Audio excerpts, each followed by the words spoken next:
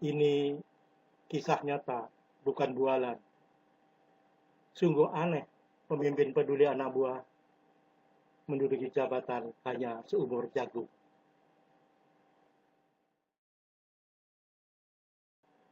Menggarisbawahi perkataan Bapak Kuntoro Mangkusubroto saat menjadi orang nomor 1 di PLN, Anda harus paling berterima kasih kepada anak buah Anda, karena dialah yang bisa membuat kita bisa bekerja dengan lebih baik.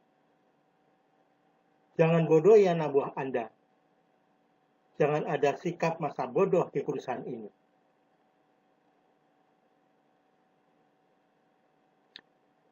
Pernyataan beliau ini sebagai langkah budaya kerja baru merupakan program kerja yang akan diberlakukan oleh pemimpin baru, disampaikannya melalui video sosialisasi. Perasaan hati ini sontak gembira.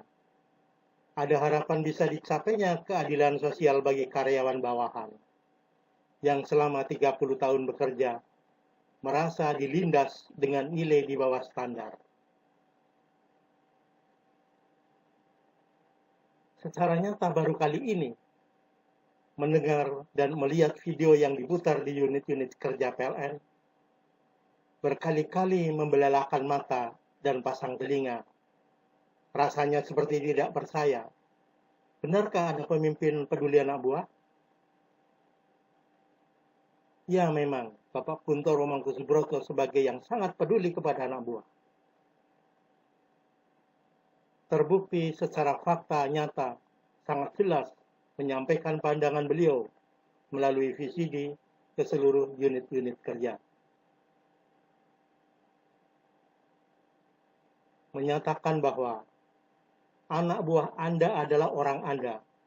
Harus paling berterima kasih, karena dialah yang membuat kita bisa bekerja dengan lebih baik. Komunikatif, sampaikanlah pikiran-pikiran, berikanlah pengetahuan, berikanlah arahan-arahan kepada anak buah Anda. Semua pemimpin harus membuat anak buahnya pandai. Pemimpin yang baik itu kalau membuat anak buahnya lebih pandai daripada dirinya. Jangan takut diganti sama anak buah yang pandai.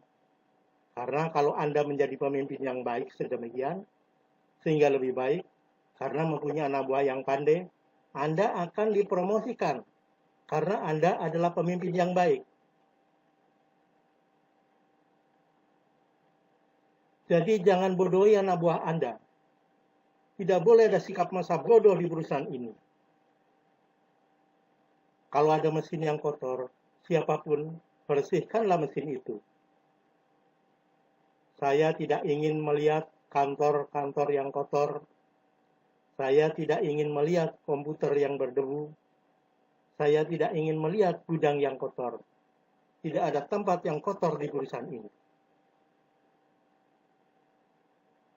Karena kotor itu secara fisik adalah suatu hal yang awal sekali, di mana kemudian ujungnya nanti adalah pikiran yang kotor.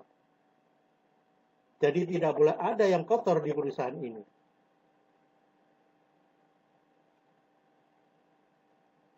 Demikian sebagian yang saya kutip penyampaian beliau mengenai budaya kerja baru saat mulai mengawali sebagai pemimpin baru. Kegembiraan pegawai yang menghendaki perusahaan bersih menjadi sirna begitu cepatnya berlalu, berbalik menjadi kekecewaan seperti semula. Karena sosok pemimpin paling didambakan tersebut menduduki jabatan tidak berlangsung lama, hanya seumur jagung.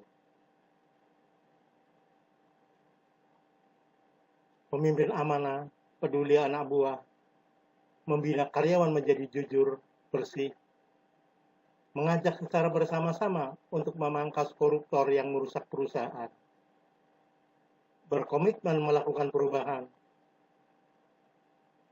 diyakini bisa melakukan perubahan, kini hanya menjadi mimpi karena program kerjanya tidak berlanjut.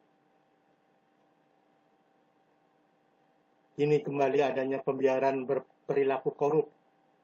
Penindasan kepada anak buah terus berlangsung tanpa ampun hingga pensiun. Yang menjadi pertanyaan, haruskah bersih itu bukan menjadi pilihan? Apabila memang tidak mau memilih pemimpin yang bersih, tentu pandangan yang sangat keliru. Karena bersih itu indah. Bersih itu sebagian dari iman. Orang beriman senantiasa mempertahankan kebersihannya, menjauhkan diri dari najis dan yang haram-haram karena takut dosa. Apakah memang ada yang menghendaki tidak berlama-lama menempatkan pemimpin bersih yang peduli anak buah? Seperti itukah keinginannya? Atau memang karyawan benar-benar takut menghadapi budaya kerja baru?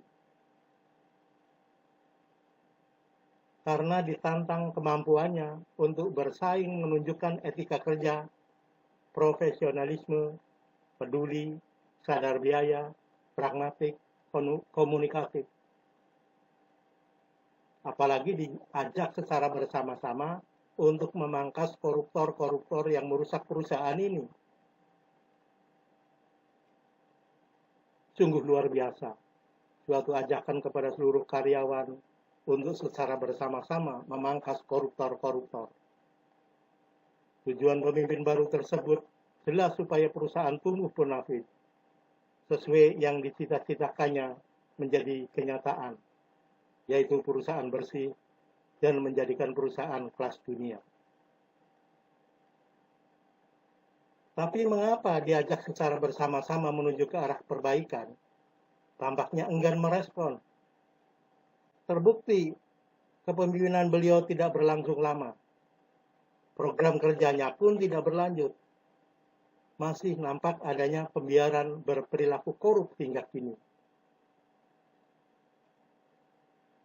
Bapak Kuntoro Mangkusubroto menggunakan ilmu sapu lidi untuk membersihkan halaman yang luas. Jika hanya menggunakan beberapa butir lidi, maka halaman itu tidak akan bersih. Tapi jika seluruh lidi dikumpulkan menjadi satu bendel, akan menjadi suatu kekuatan yang ampuh untuk membersihkannya hingga ke sudut-sudut selokan yang kotor. Artinya, beliau mengajak secara bersama-sama untuk memangkas para koruptor yang merusak perusahaan, supaya perusahaan menjadi bersih hingga menjadi bonafit. Kami benar-benar heran dan menjadi sangat kecewa. Mengapa pemimpin yang amanah peduli anak buah di BUMN milik kita bangsa Indonesia ini justru tidak menjadi pilihan untuk menduduki jabatan lebih lama, supaya bisa melakukan perubahan yang lebih baik. Kembali kepada permasalahan yang kami alami mengenai penilaian di bawah standar DE. Apakah akan hanya sampai di sini? Tidak lagi ada yang menggubris? Tentu tidak, karena kami yakin di bumi Indonesia ini adalah pemerintahan negara hukum yang komitmennya hukum adalah panglima. Pro rakyat, anti KKN, tentu akan menanggapi permasalahan yang bertahun-tahun tidak digubris ini.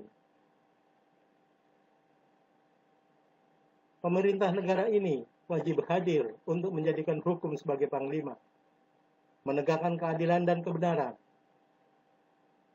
Pasal 28I ayat 4, perlindungan, pemajuan, penegakan, dan pemenuhan hak asasi manusia adalah tanggung jawab negara, terutama pemerintah.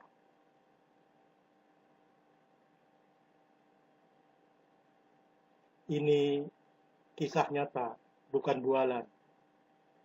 Sungguh aneh pemimpin peduli anak buah menduduki jabatan hanya seumur jagung.